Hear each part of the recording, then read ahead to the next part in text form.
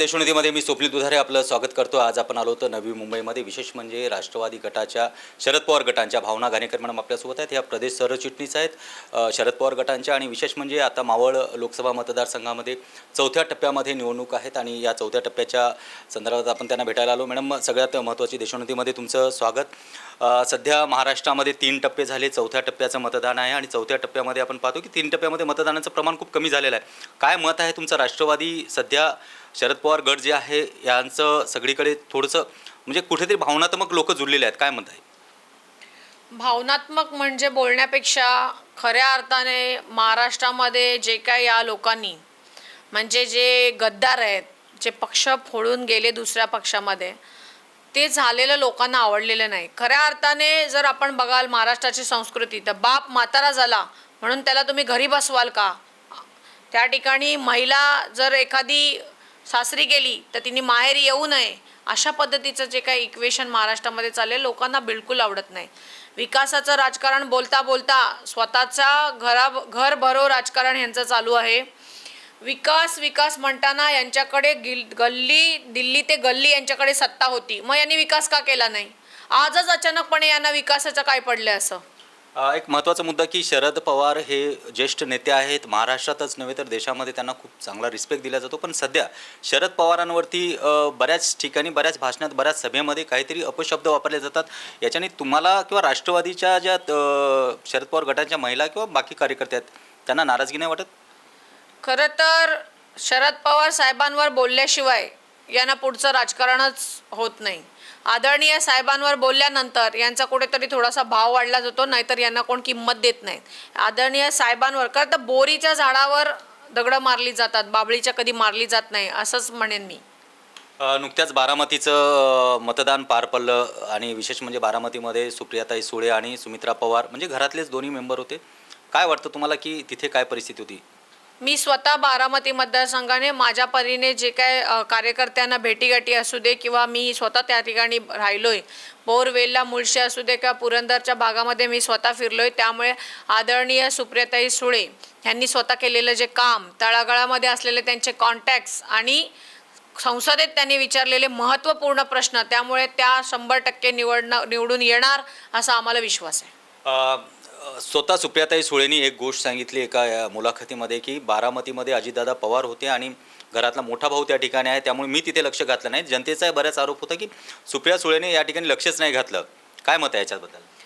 कसं आहे, केंद्रामध्ये ताई आणि राज्यात दादा असं इक्वेशन साहेबांनी जुळून आणलेलं, त्यामुळे एखादा दादाला जो भाग दिला आहे त्याच्या कामकाजामध्ये ताईंनी कधी इंटरफेअर केला नाही, तो तिचा मनाचा मोठेपणा होता, म्हणूनच त्याचा गैरफायदा घेतला गेला असं मला वाटतं। अगदी अतिशय महत्त्वाचा मुद्दा असा आहे की ह्या ज्या निवडणुका आहेत त्याच्यामध्ये महायुती आणि महाविकास आघाडी हे 2 पक्ष जे आहेत सगळीकडे पाहतोय आपण, पण जिथे जिथे शिवसेना विरुद्ध शिवसेना आहे त्या ठिकाणची टक्कर मात्र जोरदार होते। आत्ता देखील इथे मावळ लोकसभा मतदारसंघातही तशीच परिस्थिती आहे। या ठिकाणी संजोग वाघेरे आहेत।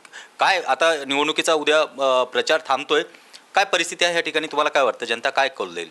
महाविकास आघाडी म्हणून आम्ही सगळेजण एकत्र लढत आहोत। खरं तर मागच्या काळामध्ये हे जे काय मागचे श्रीरंग बारणे हे जे काय 10 वर्ष लोकांनी त्यांना निवडून दिले, ते 10 वर्षामध्ये एकदाही आमच्याकडे आलेले नाहीत। आपण बघाल JNPTमध्ये सर्वात मोठी पार्किंग त्यांनी स्वतःला घेतली, त्यामध्ये त्यांचा जो काही कलेक्शन करणारा जो काही माणूस असेल तो फक्त पैसे घेण्यासाठी आला। या विभागातील लोकांमध्ये आमच्याकडे सगळ्यात केंद्र सरकारचे प्रोजेक्ट असताना सुद्धा आमच्या विभागातला एक सुद्धा प्रश्न त्यांनी संसदेत मांडला नाही। आमच्या विभागातील बेरोजगारीचा प्रश्न असू द्या किंवा अनेक प्रश्न प्रलंबित आहेत। एक गाव खोपटा त्यांनी दत्तक घेतलं होतं, आज सुद्धा तुम्ही जाऊन बघा त्या ठिकाणी डेंग्यूची साथ आलेली आहे, पाण्याचा निचरा नाही, रस्ते नाहीत। त्या गावात एकदा सुद्धा भेटीसाठी ते गेले नाहीत, बाकीच्या मतदारसंघाचं सोडाच हो। मग अशा खासदाराला आम्ही पुन्हा का निवडून देऊ? नौका जरी उमेदवार असला तरी त्यांना कामकाजाचा अंदाज आहे। त्या ठिकाणी पुन्हा पिंपरी चिंचवड सारख्या ठिकाणी त्यांनी प्रतिनिधित्व केलेल्या अनेक वेळा ते त्या ठिकाणी निवडून आलेले आहेत, त्यामुळे त्यांना आम्ही पुन्हा एकदा या मावळ मतदारसंघातून खासदार म्हणून पाठवणार आहोत। आपण प्रदेश सरचिटणीस आहात राष्ट्रवादीच्या. आता आपले या ठिकाणचे 3 टप्पे संपले, 2 टप्पे बाकी आहेत. 2 टप्प्यातला उद्या 1 टप्पा संपतोय. सध्याची परिस्थिती काय आहे तुम्हाला काय वाटतं? महाराष्ट्रभरातली जर राष्ट्रवादी म्हणजे शरद पवार गट जे आहे, कारण आम्ही ज्या सभेमध्ये गेलो होतो विदर्भात वर्ध्याजवळची जी सभा होती मोदींची, त्याच्यामध्ये फडणवीसांनी सांगितलं की शरद पवारांनीच शिवसेना तोडली वगैरे वगैरे. याचं काय म्हणजे तुमचं काय मत आहे सध्या? बघा, या मोठ्या राजकारणामध्ये मी काय फार बोलणार नाहीत. खरं तर अनेक वर्ष उद्धवसाहेब हे युतीत होते. त्यांना बंद दाराआड ते म्हणतात की त्यांना मुख्यमंत्री बनवायचा शब्द दिला होता. त्यांना काय त्यावेळेस त्यांचा शब्द पाळला गेला नाही.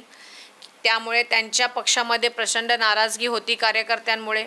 उद्धवसाहेबांना मुख्यमंत्री आदरणीय शरदचंद्रजी पवार साहेबांनी केलं. आपल्या मित्राचा मुलगा म्हणून त्यांना त्यांच्या पडत्या काळामध्ये साहेबांनी साथ दिली. खरं तर उद्धवसाहेबांचा पक्ष असू दे किंवा आदरणीय पवारसाहेबांचा पक्ष असू दे, हा फुटलाय. हे जे काय चिन्ह वगैरे काढून नेलं आहे, पक्ष फुटलाय, पक्ष स्वतःच्या नावावर करणं, असा याआधी महाराष्ट्रामध्ये कधी घडलंय नाही घडलं होतं. हे लोकांना मुळीच आवडलेलं नाही.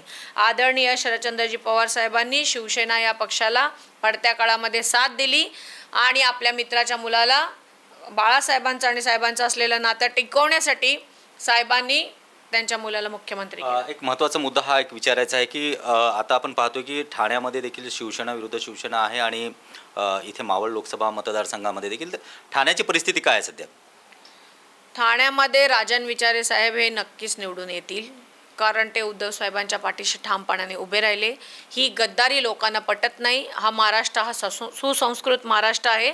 या महाराष्ट्राने कायम संस्कृती जपलेली आहे. म्हणून या ठिकाणी राजन विचारे साहेबांनाच प्रचंड मताने निवडून देतील असं मला वाटते. या ठिकाणी आपण बघाल ते जे काय उमेदवार दिले त्यांचं नावही घेऊ इच्छित नाही. त्यांचे विधानं, त्यांचं जे काय बोलणं असतं हे अगदी टप्पोरी माणसासारखं असतं. त्यामुळे राजन विचारेसारखा सुसंस्कृत माणूसच या ठिकाणी ठाणा मतदारसंघातून निवडून जाईल असं मला ठामपणाने वाटतं. खूप खूप धन्यवाद. आपण पाहतोय की देशोन्नतीच्या माध्यमातून ही आता तिसरा आणि चौथा आणि 5वा जो टप्पा आहे हा शेवटचा टप्पा आहे. या शेवटच्या टप्प्यामध्ये काय होतं हे पाहणं खूप गरजेचं आहे. Cameraman methyl तेरसेसह Swapnil दुधारे, Navi Mumbai. मुंबई, पुणे, नागपूर, मराठवाडा असो का विदर्भ, राजकीय, सामाजिक, शैक्षणिक क्षेत्र असो का क्रीडा, सर्वच घडामोडीचे विश्लेषण पाहायला विसरू नका. फक्त देशोन्नती न्यूजवर.